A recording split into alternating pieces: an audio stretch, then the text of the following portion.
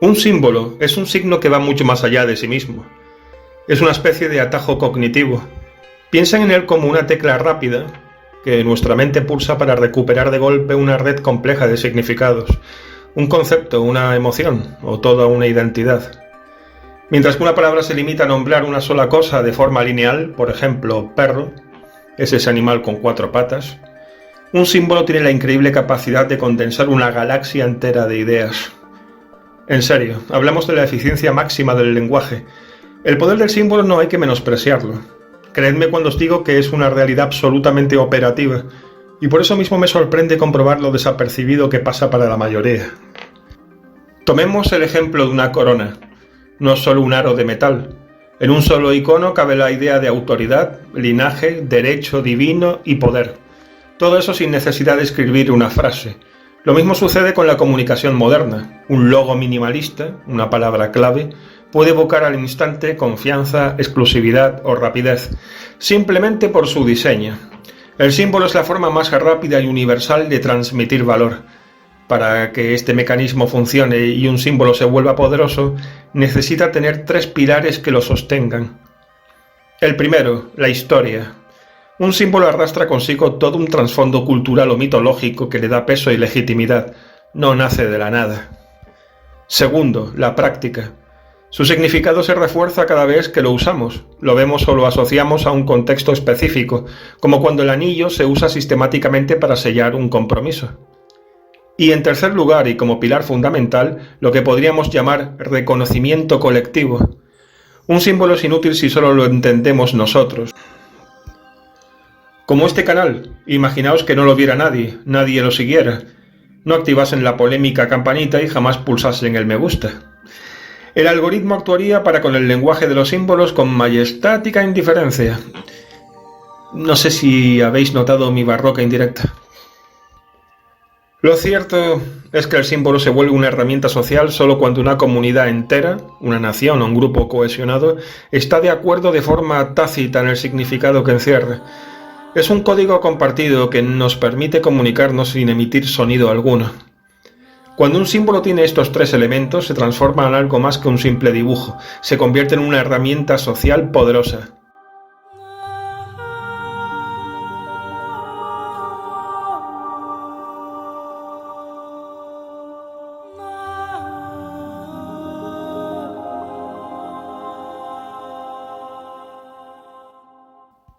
¿Cómo funciona? Bueno, nos ayuda a crear tribus, porque designa pertenencia. Una bandera o un escudo deportivo inmediatamente te dicen algo así como «soy de este grupo». También delimita la norma. Un semáforo en rojo es un policía silencioso que establece la acción de detenerse. Y por último, son los grandes narradores de la cultura, porque activan memorias y emociones, orgullo, nostalgia, dolor, capaces de conectarnos con nuestro pasado colectivo. En resumen, un símbolo no solo nombra la realidad, sino que la organiza, la interpreta y sobre todo nos permite compartirla de forma instantánea. Para entender la verdadera dimensión de un símbolo, su alcance político, social y psicológico, es fundamental que traigamos a la mesa 2 grandes lentes teóricas que, aunque provienen de disciplinas distintas, se complementan a la perfección. El poder simbólico, según el sociólogo francés Pierre Bourdieu, en su obra La legitimidad silenciosa, nos habló de lo que llamó el poder simbólico. Este no es el poder de las bayonetas o de la fuerza bruta, es algo mucho más sutil y a la vez más eficaz. El poder simbólico es la capacidad que tienen las formas culturales, el lenguaje, la vestimenta, la etiqueta, los signos, de imponer categorías de pensamiento y legitimidad sin necesidad de coerción física explícita. En palabras sencillas, hay símbolos que nos hacen aceptar una jerarquía o una desigualdad como si fueran algo natural o de sentido común, aunque objetivamente no lo sea. Bourdieu argumenta que este poder opera mediante un proceso de interiorización. La gente interioriza estos códigos y luego los reproduce sin darse cuenta. Pensemos en el prestigio asociado a un determinado título universitario o un acento. Estos son símbolos que otorgan capital simbólico y hacen que los dominados asuman la visión del dominante como legítima. Por eso, Bourdieu subraya que el poder simbólico es esencialmente un poder que se ejerce con la complicidad de aquellos que lo sufren. Es un acto simultáneo de conocimiento y de desconocimiento. La segunda lente es la psicológica y nos lleva a las profundidades de la mente humana con Carl Gustav Jung. Su idea central gira en torno a los arquetipos y al inconsciente colectivo. Jung propuso que la psique humana no es una hoja en blanco, existe una capa profunda compartida por toda la humanidad que él llamó el inconsciente colectivo. En esta capa residen imágenes y motivos universales, los llamados arquetipos. Son patrones preexistentes que modelan nuestras experiencias, figuras como el héroe, la madre, la sombra o el anciano sabio. La clave de los símbolos es que cuando uno de ellos toca o resuena con un arquetipo, el impacto que produce es visceral e inmediato. No pasa por la reflexión racional, despierta emociones antiguas que nos movilizan a actuar. Por ejemplo, el símbolo del laberinto vendría a significar un camino difícil, toca el arquetipo del viaje y la prueba iniciática, generando una respuesta emocional profunda de desafío y búsqueda. Al unir estas dos perspectivas, entendemos que el símbolo es una de las fuerzas más potentes que existen porque actúa en dos niveles simultáneos. Primero, nivel social y político, al funcionar como un instrumento de poder que estructura relaciones y legitima jerarquías. Nos dice quién pertenece y quién no, y qué es lo correcto o prestigioso en una sociedad o lo que no. En segundo nivel, el nivel psicológico y profundo, que actúa como un disparador de imágenes arquetípicas que movilizan nuestra energía, nuestro afecto y, en última instancia, nuestra acción.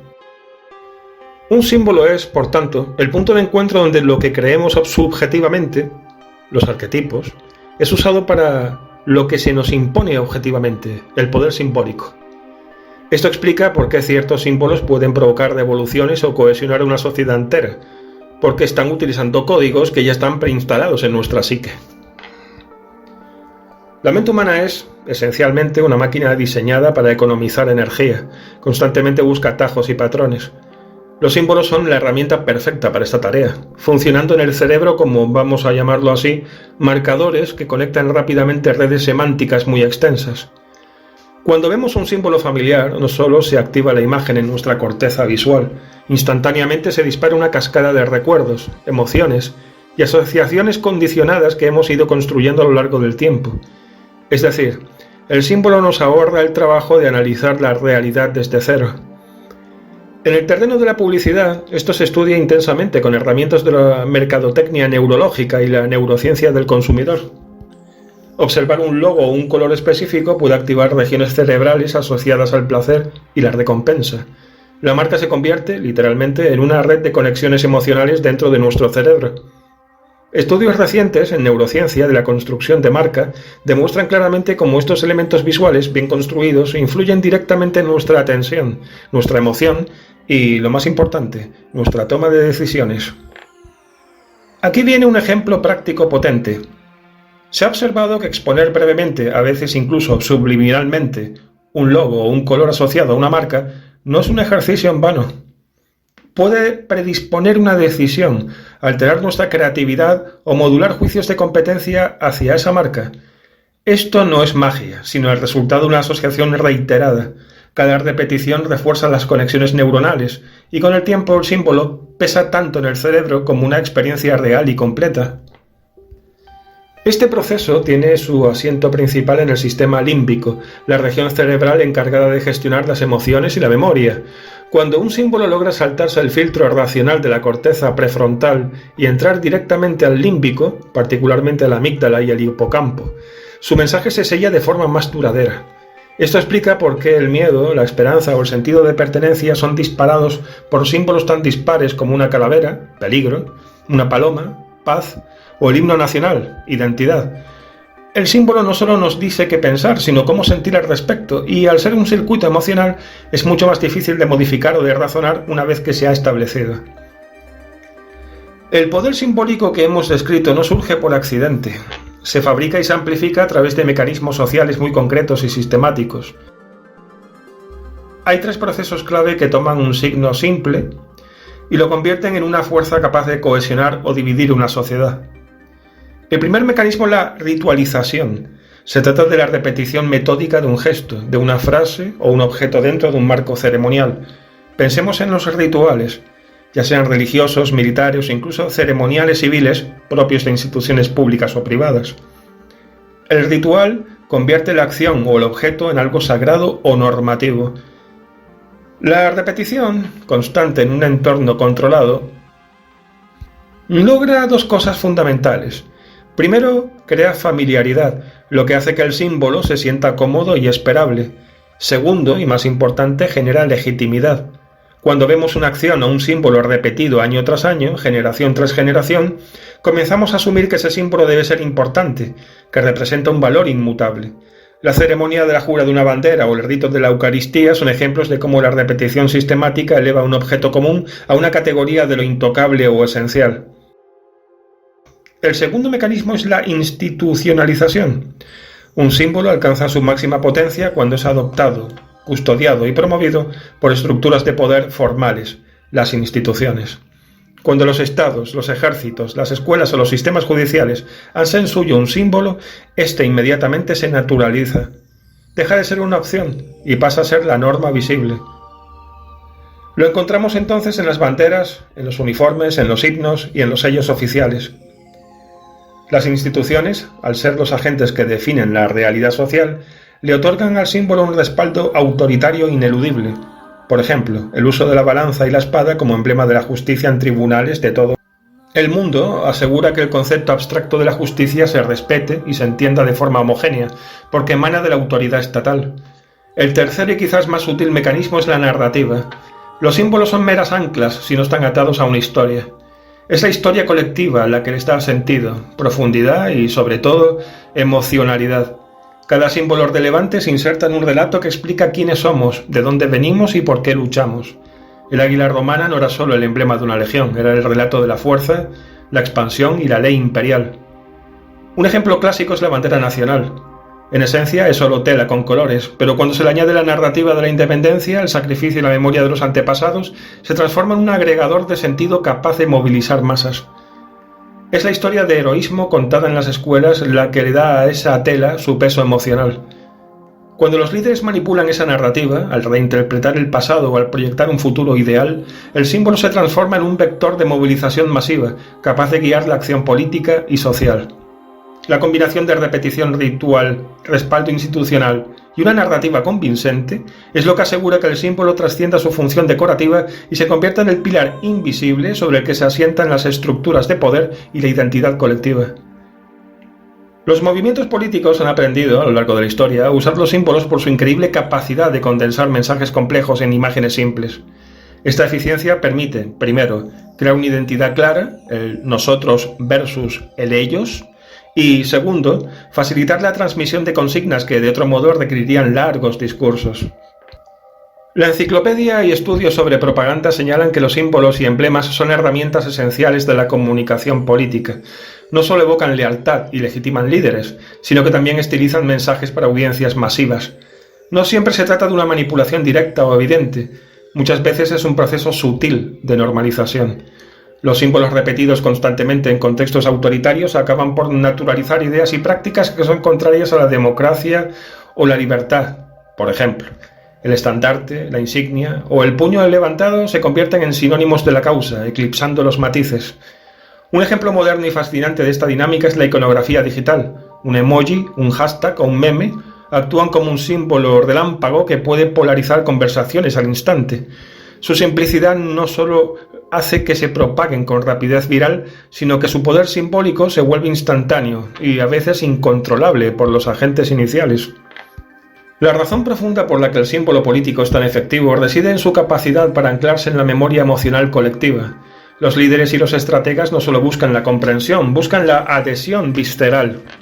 Cuando un símbolo como una estrella de David, o en otro contexto una paloma de la paz, se asocia constantemente con un evento traumático o un ideal utópico, se carga de una energía afectiva inmensa. Esto permite a los propagandistas cortocircuitar el debate racional.